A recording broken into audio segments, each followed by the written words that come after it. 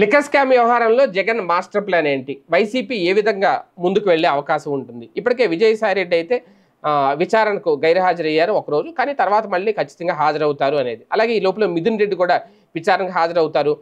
మిథున్ రెడ్డి ఏం చెప్తారు ఏంటి అనేది ఇక్కడ చాలా కీలకం. ఎందుకంటే మిథున్ రెడ్డి వాంగ్మూలాన్ని రికార్డ్ చేయాలి అని చెప్పి ఆయన హైకోర్టును కూడా ఆశ్రయించారు. అంటే ఖచ్చితంగా ఆయన ఏదో చెప్పడానికే సిద్ధంగా ఉన్నారు తప్ప గుర్తులేదు, నాకు తెలియదు, మర్చిపోయాను, ఈ 3 పదాలు వాడడానికైతే ఆయన సిద్ధంగా లేరు అనేది చాలా స్పష్టంగా అర్థమవుతుంది. ఈ నేపథ్యంలో జగన్మోహన్ రెడ్డి కూడా ఈ విషయం మీద, అంటే ఇప్పటివరకు లిక్కర్ స్కామ్ వ్యవహారానికి సంబంధించి ఆయన పెద్దగా బయట ఏం మాట్లాడలేదు. కానీ ఆయనకు తెలియకుండా ఉంటుందా? నడుస్తున్న వ్యవహారం ఖచ్చితంగా తెలుస్తుంది. కాకపోతే ఆయన ఇంకా నోరు విప్పలేదు. కాకపోతే ఇప్పుడు సిట్ దాని మీద సిట్ వేశారు. సిట్ విచారణ చేస్తోంది.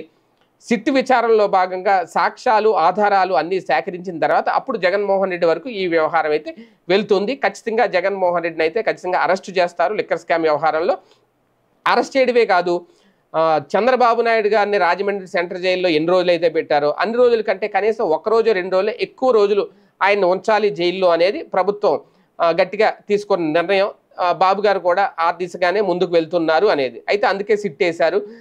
సిట్లో కీలక అంశాలే వెలుగులోకి వస్తే కనుక అది ఫైల్ చేసి ఖచ్చితంగా శిక్ష పడే అవకాశం ఉంటుంది. అందులో కింది స్థాయిలో వీళ్ళందరితో పాటు జగన్ కూడా జైలుకి పంపించే ఆలోచన చేస్తున్నారు. ఓకే, అది ప్రాక్టికల్గా అది ఎంతవరకు వర్కౌట్ అవుద్దో, నిజంగా ఆ స్థాయి ప్రతీకార రాజకీయాలు ఆంధ్రప్రదేశ్లో నడుస్తున్నాయో లేదో తెలియదు కానీ దానికి సంబంధించిన ప్రచారం అయితే జోరుగానే సాగుతుంది. కాకపోతే ఇందులో జగన్ మాస్టర్ ప్లాన్ ఏంటి అంటే లిక్కర్ స్కామ్కు సంబంధించి ఈ వ్యవహారం తన వరకు వచ్చిందా లేదా అనేదే జరగాలి. ఇప్పుడు అది తెలియాలి అంటే కసిరెడ్డి లాంటి వాళ్ళు నోరు విప్పాలి. నోరు విప్పడమే కాదు, ఆధారాలు కూడా ఉండాలి.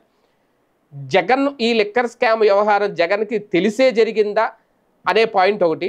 తెలిసి జరిగింది అని కనుక కసిరెడ్డి చెప్తే ఆయన తీసుకున్న కమిషన్లలో వాటా జగన్కి వెళ్ళిందా లేదా అని కూడా నిరూపించాలి.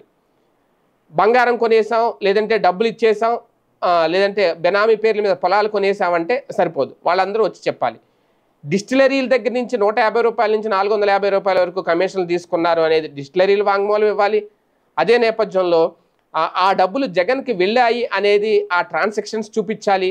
లేదు మేము బంగారం ఇచ్చాం, లేదంటే డబ్బులు ఇచ్చాం, నోట్ల కట్టలు ఇచ్చామంటే అవి కూడా నిరూపించగలగాలి. అవి కూడా సోదాలు కూడా జరిపి ఆ లెక్కలు కూడా చూడగలగాలి. అవన్నీ చేస్తేనే జగన్మోహన్ రెడ్డి లిక్కర్ స్కామ్ వ్యవహారంలో ఇరుక్కునే అవకాశం ఉంటుంది అనేది. కానీ ఏదో రకంగా ముందు ఆయన విచారణ కోసమైనా రిమాండ్ ఖైదీగా ఆయన జైల్లో ఉంచుతారా, 50 రోజులు, 60 రోజులు, లేదంటే 70 రోజులు అనే చర్చ అయితే నడుస్తుంది. మరి జగన్ గారి ప్లాన్ వర్కౌట్ అవుతుందో చూద్దాం.